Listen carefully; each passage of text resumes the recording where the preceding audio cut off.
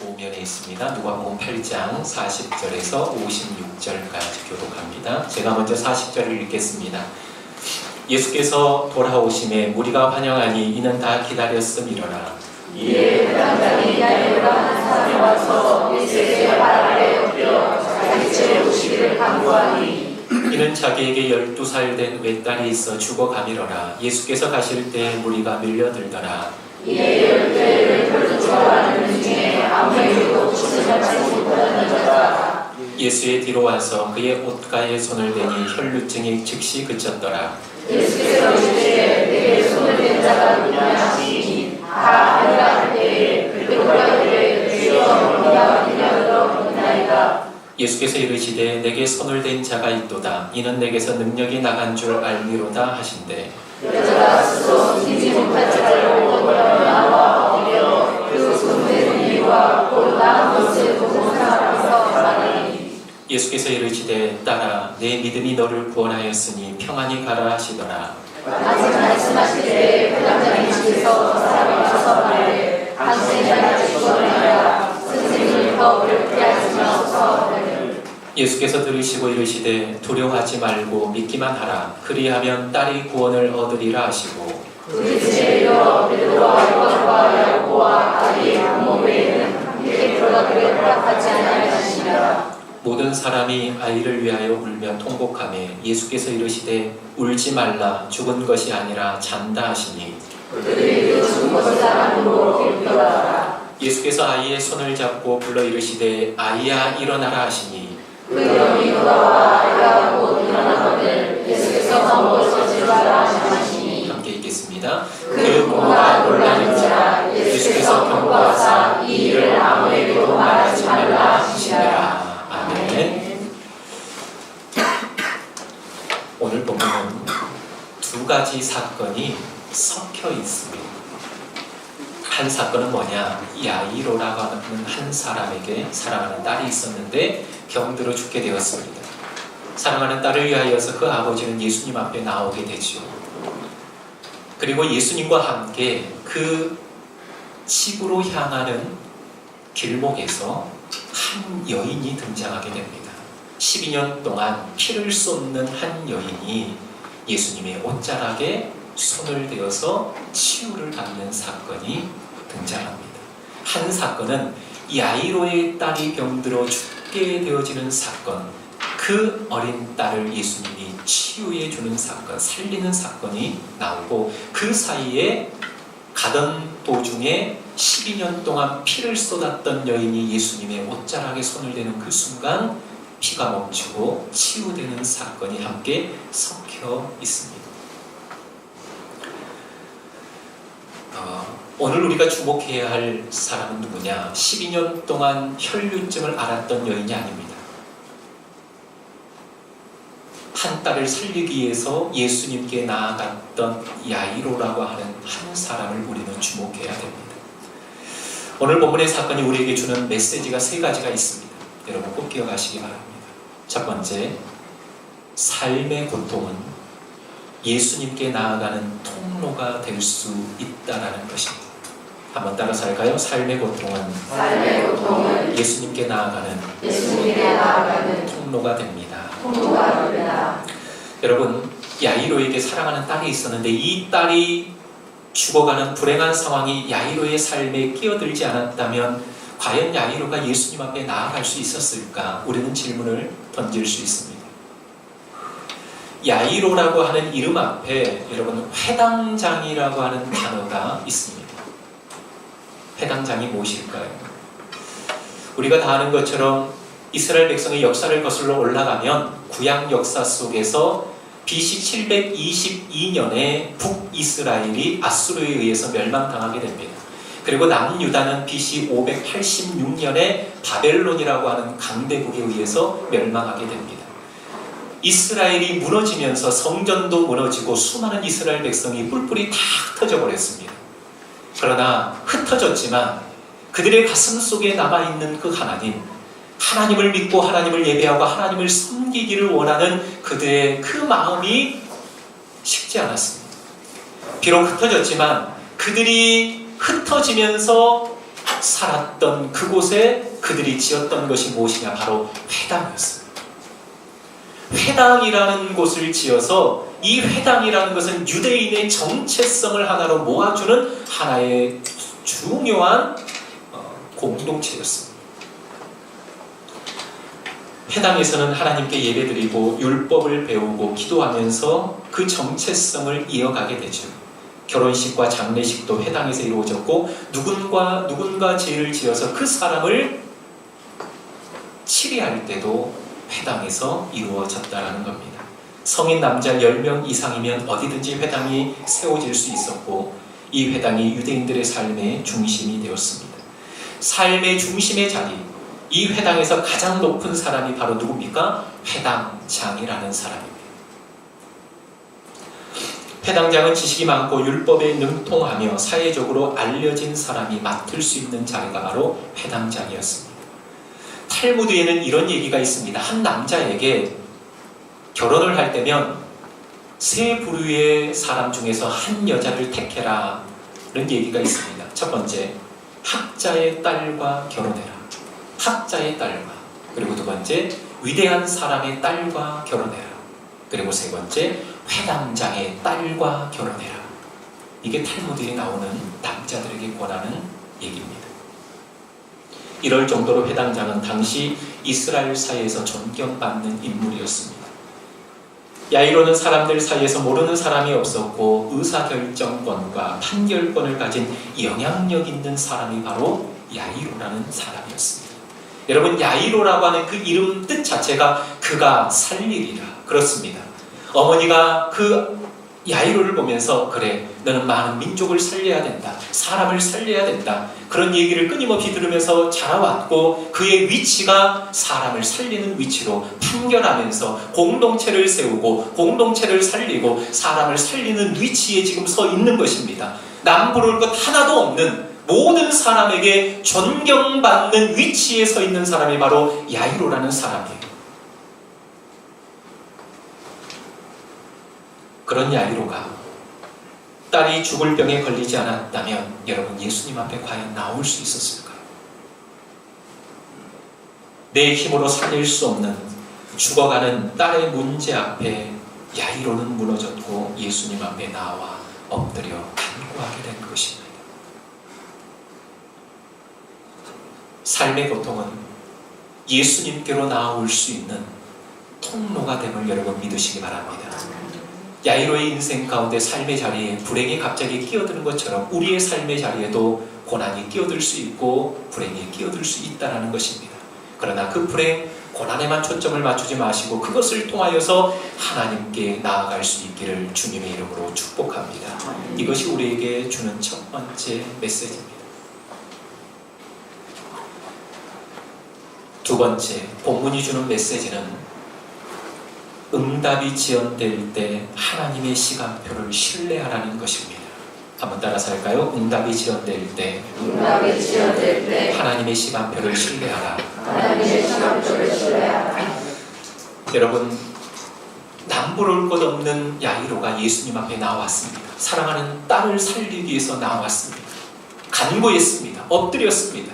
그래서 예수님과 함께 드디어 딸이 병들어 있는 집으로 출발하게 됩니다. 그런데 여러분, 가는 도중에 전혀 예상치 못한 일이 펼쳐집니다. 그게 바로 아까 두 사건이 겹쳐 있다라고 하는데, 길을 가는 도중에 12년 동안 혈루증으로 고생하는 한 여인이, 피를 쏟는 그 여인이 내가 예수님의 옷자락에 손만 대도 내가 낫겠다라는 믿음으로 예수님의 옷자락에 손을 대는데, 손을 대는 그 순간 흘렀던 피가 그치고 그것뿐만이 아니라 예수님의 걸음 또한 멈춰서 버립니다.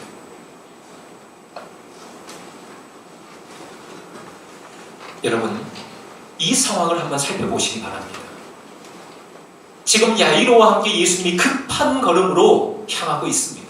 곧 그 딸이 죽게 되어져 있는 상황이에요. 그런데 그 걸음을 멈춰 세운 그 한 여인을 보시기 바랍니다. 내가 옷자락에 손만 대도 낫겠다라고 하는 그 믿음을 가지고 만졌더니 혈루 근원이 그쳤고 예수님의 걸음 또한 함께 그 자리에 멈춰서 버린 겁니다. 이걸로 끝나버리는 게 아니에요.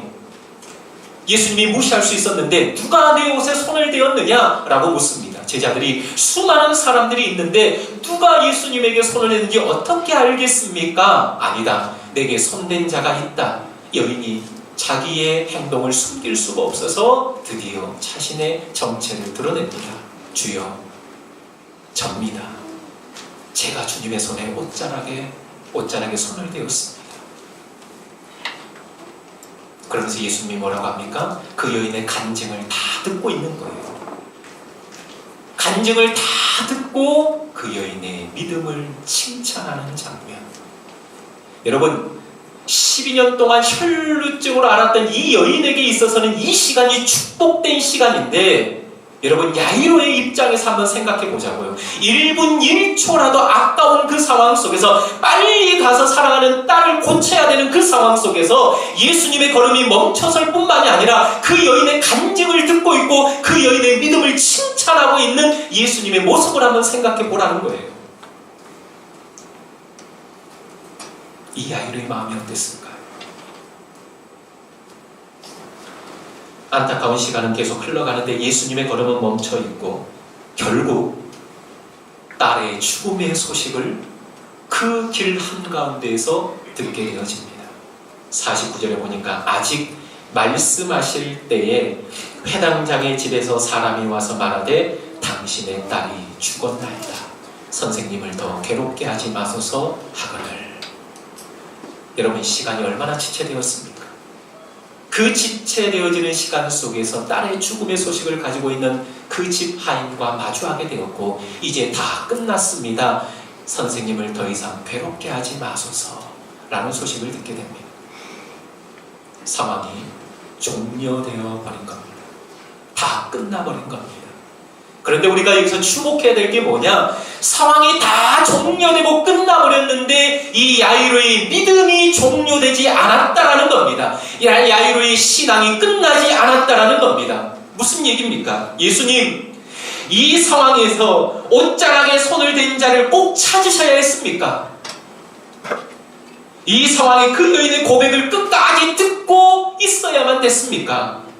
이제 됐습니다. 주님, 다 끝났습니다. 가십시오. 라고 야이로가 고백하고 있지 않다라는 겁니다. 12년 동안 혈류증으로 고생한 여인이 예수님의 옷자락에 손을 대었을 때, 그 여인이 병 나음을 보고 너무나 기뻐 간증했을 때, 주님이 그 여인의 간증을 듣느라 계속 멈춰 있을 때 야이로도 함께 멈춰 있었다라는 겁니다. 이것이 믿음인 것을 믿으시기 바랍니다. 움직이지 않았어요. 얼마나 빨리 가고 싶었겠습니까? 얼마나 예수님을 재촉해서 빨리 자기 집으로 모시고 싶었겠습니까? 하지만 그는 자기 시간표가 아니라 주님의 시간표에 맞췄고 주님의 시간표를 신뢰했다는 것입니다. 여러분 기억하십시오. 응답이 지연될지라도 하나님의 시간표를 끝까지 신뢰하며 나아가는 저와 여러분들이 되시기를 주님의 이름으로 축복합니다. 여러분, 하나님은 하나님의 때에 가장 좋은 것을 우리에게 주시는 분임을 믿습니다. 믿고 기다리십시오. 서두르면 우리의 삶의 자리에 이스마엘이 출생하게 되고, 기다리면 우리의 삶에 이삭이라는 축복이 우리에게 안겨질 줄 믿습니다. 이해할 수 없는 상황이 펼쳐질지라도 나의 시간표가 아닌 하나님의 시간표를 신뢰하십시오. 여러분, 파스칼이라는 사람을 압니까? 그는 39세에 안타깝게도 세상을 떴습니다. 젊어서부터 질병이 있었어요. 일찍 죽었습니다. 근데 죽기 얼마 전 그의 기도는 수많은 사람들의 가슴을 울리는 기도였습니다. 그가 하나님 앞에 드렸던 기도가 뭐냐? 젊은 생애에 그 질병이 찾아와서 생을 짧은 순간 마감을 했는데, 살아있으면서 이 파스칼이 드렸던 두 가지의 기도가 얼마나 많은 사람들의 가슴을 울리는지. 첫 번째, 이 질병의 고난 앞에서 믿지 않는 자처럼 행동하지 않게 하옵소서. 이 질병 앞에서, 이 고난 앞에서 믿지 않는 자처럼 행동하지 않게 하여 주옵소서. 이게 첫 번째 기도였습니다. 두 번째 기도, 이 고난을 이해하려고 하지 않습니다. 다만 하나님을 찬양할 뿐입니다. 이 고난을 제가 이해하려고 하지 않습니다. 다만 내가 하나님을 찬양할 뿐입니다. 여러분, 우리의 삶의 자리에는 이해할 수 없는 일들이 많이 찾아옵니다. 내가 이렇게 부르짖고 간구했는데 사업은 점점 무너져 내려가고, 내가 하나님의 뜻대로 하나님과 동행하는데 자식의 문제는 여전히 풀리지 않고, 내가 하나님을 믿고 신뢰하며 나아가는데도 여전히 풀리지 않는 여러 가지 문제가 내 인생을 덮쳐올 때가 있다는 것입니다. 이해되지 않고 해석되지 않는 그 상황 속에서 여러분, 나의 시간표에 맞추는 것이 아니라 하나님의 시간표는 여전히 진행되고 있음을 믿고 그 하나님을 신뢰하며 나아가는 야이로와 같은 믿음을 가지고 나아가는 저와 여러분들 되시기를 주님의 이름으로 축복합니다. 이게 두 번째 우리에게 주는 메시지입니다. 세 번째, 안 좋은 소식이 계속 들려와도 주님과 동행하라는 겁니다. 한번 따라서 할까요? 안 좋은 소식이 들려와도 주님과 동행하라. 여러분, 야이로의 집으로 향하고 있는데 어떤 소식이 들려옵니까? 당신의 딸이 죽었습니다. 이제 다 내려놓으십시오. 여러분, 우리가 걸어가는 믿음의 길 위에도, 우리가 주님을 신뢰하며 나아가는 이 길에도 때로 우리 인생 가운데 안 좋은 소식들이 들려올 때가 있습니다. 하나님과 씨름하며 작정하며 내가 하나님 앞에 무릎 꿇고 나아가는데 현실은 더욱더 꼬여져 있고 안 좋은 소식들이 들려올 때가 있습니다. 마귀가 우리의 상황을 더욱더 구렁텅이로 몰아갈 때가 있습니다. 그럴 때 여러분, 포기하지 마시기 바랍니다. 하나님의 시간표는 계속 움직이고 있어요. 딸이 죽었습니다라고 하는 그 소식을 들었지만 야이로는 그 속에서 침묵하고 주님과 끝까지 동행했다라는 겁니다. 두려워하지 말아라. 믿어라. 두려워하지 말고 나를 믿어라. 여러분, 우리의 삶의 자리에 주님과 동행할 때 안 좋은 소식들이 들려올 때에도 오늘 이 야이로처럼 예수님과 동행하기를 포기하지 않는 저와 여러분들이 되시기를 주님의 이름으로 축복합니다. 오늘 이 세 가지. 첫 번째가 뭡니까? 고난은 하나님께로 나아갈 수 있는 통로가 될 수 있다는 겁니다. 두 번째, 나의 시간표가 아닌 하나님의 시간표를 신뢰하라는 겁니다. 그리고 세 번째, 안 좋은 소식이 들려와도 끝까지 주님과 동행하라. 우리 함께 기도하겠습니다.